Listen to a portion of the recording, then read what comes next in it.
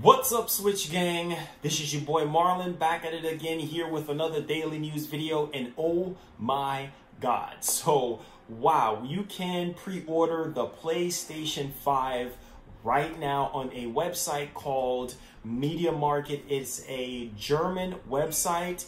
And this is just a placeholder apparently, because there's no way that this thing could be selling for $1,000, because Mark Cerny, that's the chief guy behind the hardware of the PlayStation 4 and of course the PS5, basically state that the PlayStation 5 will sell at a very low price, possibly around $399. So, and that is pretty much what the regular PS4 Pro is selling at right now, and I think the OG PS4 is a bit cheaper than that. So that's great, you know, or it could be a little bit higher. We don't know at this point, but $1,000. Now, who is crazy enough to drop $1,054 just to be exact? It's on the website right now as we speak, and a lot of people are going bananas. Now, we already know about the PlayStation 5 specs. They're saying it's going to use SSD, which is a much more faster storage. It's going to have 8K. It's going to have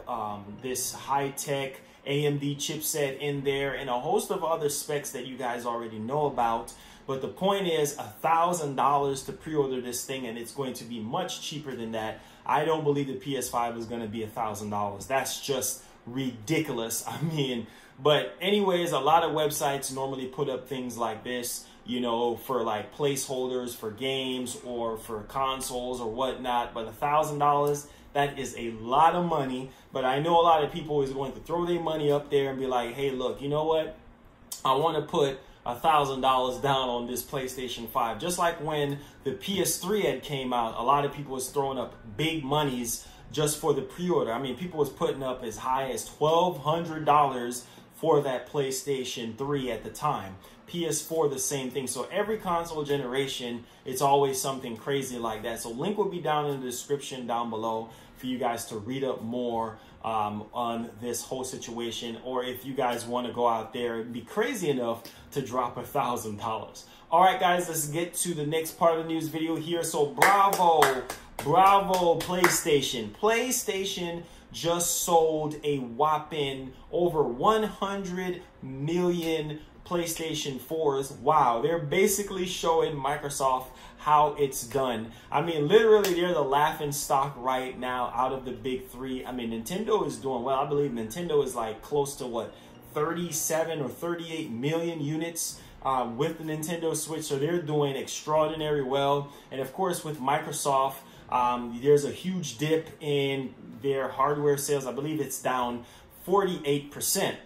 So you can just imagine how bad that is for Microsoft, because I've been stressing this time and time again. Microsoft needs more games. They need more games. And I've been saying it, they need more exclusive games, and that's the only way that they will survive. But hopefully with their next generation system, they will learn from their mistakes, and they will learn from Sony's success, because Sony is killing it right now. Sony understands what it takes to win. They understand what gamers want. I mean, the PlayStation 4 was designed for a gamer in mind. I mean, literally, if you don't have a computer, you can literally record, render, and upload through Share Factory. You can stream from the PS4. I mean, it's just having extraordinary value. You have games like God of War. You have games like Horizon Zero Dawn. I mean, you have games like Uncharted. I mean, there's so many games. You got games like Last of Us. So PlayStation have some of the best exclusives in the business next to Nintendo.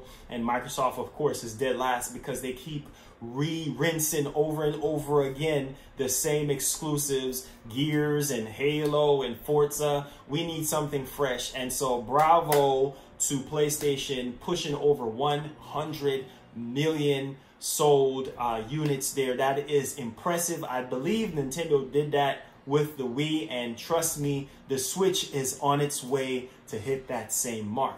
All right, guys, now we're at the end of the news video here. If you made it to this part, you are the real MVP, and there is a massive game that is coming to the Nintendo Switch, but the bummer part is it's not going to be released with the other system. So it's not going to come out with PlayStation 4 and Xbox One and PC release is going to come out afterwards, which is kind of a bummer, but the fact that we're getting it is called The Outer Worlds, and it's pretty much Obsidian's open world RPG coming to Switch. It's pretty much the writers of Fallout, I believe, so it's similar to Fallout, and the fact that this is coming to the Switch, oh my God, like, it's an open world game, so I know that the Switch hardware is not as powerful as the PS4 and Xbox One and PC, but it's going to be interesting to see how they're going to port the game. I will say this: give it to Panic Button. Give it to Panic Button and let Panic Button work their magics. I mean, Panic Button ported a lot of games that were impossible. Come on, Doom 2016. Come on now, guys. I mean, that game alone is, you know, CPU and graphics card heavy, and the fact that they were able to put that in there. But Outer World is announced for the Nintendo Switch. It's coming, and of course the PlayStation 4 and the Xbox and PC version is coming out October 25th. So wow, I'm literally blown away right now that this is actually coming to Switch. So what do you guys think about Outer Worlds coming to the Switch? It's a open RPG game. It's pretty much like Fallout, and this is really good because the Switch needs stuff like this running on there. It's going to be interesting to see how the Switch actually handles that hardware, and I think a lot of people don't understand that at the end of the day, man, at the end of the day, it shows you that you don't have to have a lot of crazy power under the hood, because a lot of developers right now is really holding off on porting certain games over to the Switch.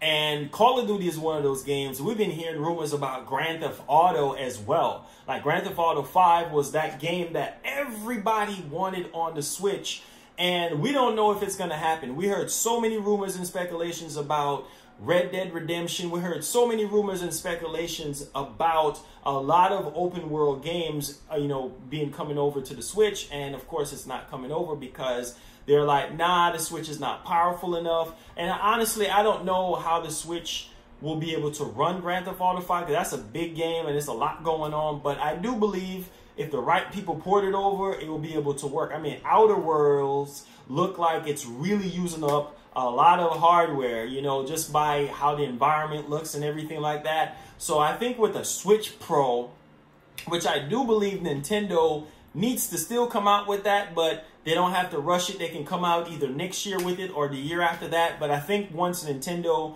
drops a Switch Pro, I think that's when a lot of developers are going to start pushing certain games over to Switch, because Call of Duty was one of those games that a lot of people wanted on Switch, but I feel like the reason why they're holding off is because of the online. Now, the online is not great, and we already established that, and we know the Switch is not as powerful as the rest of the console. But with a Switch Pro, I'm hearing rumors that it's going to be as powerful as a PlayStation 4, guys. So if it's going to be as powerful as a regular OG PS4, I mean, you can run a lot of stuff on that. We should be getting a lot of games, but I'm at this point now where I'm kind of tired of the ports, so I really want to see new IPs developed from these third-party companies exclusive to Switch. I mean, look at Marvel Ultimate Alliance 3. Stuff like that, exclusive to Switch, I think will be dope.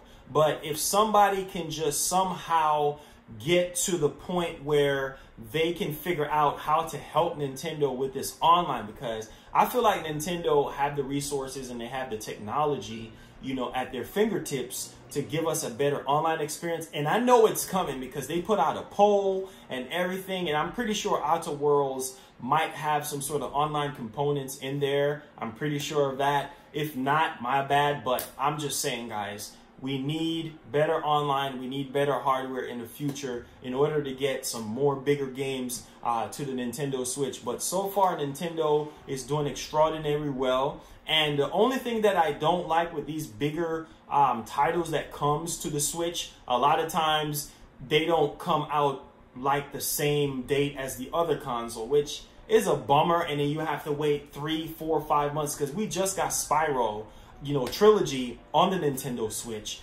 And I was like, wow, like that came out last year, and now we're just getting it. So it's kind of like, wow, like I was hoping that we could, actually get it, but I know, guys. I know. We just got to wait. We just got to be patient. All right, guys. That wraps up today's quick news video.